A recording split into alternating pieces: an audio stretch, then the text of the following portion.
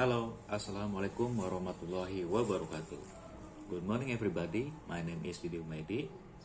I'm from group 1, consists of Siti Nur Isnaini, Natalia Siburia, and Vivi Dianisa. And our material is definition of contrastive language and error analysis and the history of contrastive language analysis and error analysis. Jadi pengertiannya itu membandingkan perbedaan dan persamaan dari kedua sistem bahasa yang berbeda. Jadi padanan yang tepat dari sebuah kosakata dapat berterima jika cocok dengan sistem kebahasaan dan bahasa sumber. Baik, akan saya lanjutkan. Agree with Robert Lado since the second language learner tends to use direct translation to make a complete sentence.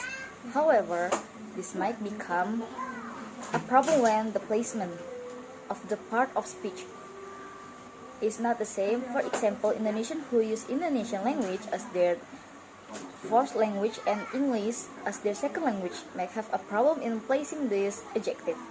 This is because in Indonesian language, adjective is put after the noun such as rumah yang cantik, but in English, adjective is placed before noun. For instance, a beautiful house, adjective, noun.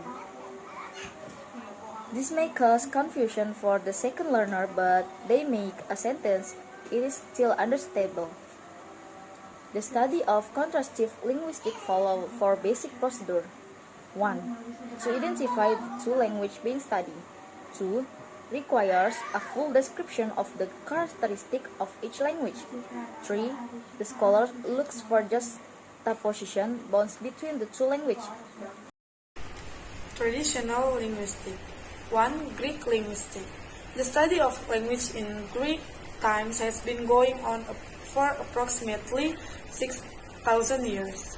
Main issues that are the subject of linguistic studies at this time are the conflict regarding the nature of language, whether it's natural and cannot change its meaning physical, or language is arbitrary and can change. 2. The sophists begin to study language by conducting empirical research using standards, and they all. Assalamualaikum warahmatullahi wabarakatuh. My name is Siti Nur Isnaini and I'm from group 1 and I will explain about a structural linguistic. A structuralist linguistic is a further development of language studies which has existed since 1857, initiated by the father of modern linguistics, Ferdinand de Saussure. A structuralist linguistic describes a language based on the characteristic of a language. Furthermore, modern linguistic successors developed, including those from the history of contrastive linguistics. Contrastive linguistics was first developed in the 1950s. It was based on the ideas of linguistic structuralism and was initially aimed not to linguistic studies, but to helping foreign language teachers. This aim was intended to make it easier to understand learning a second language and how to teach it most effectively. Contrastive linguistics led to large-scale linguistic projects across Europe in the 1970s before moving into academia.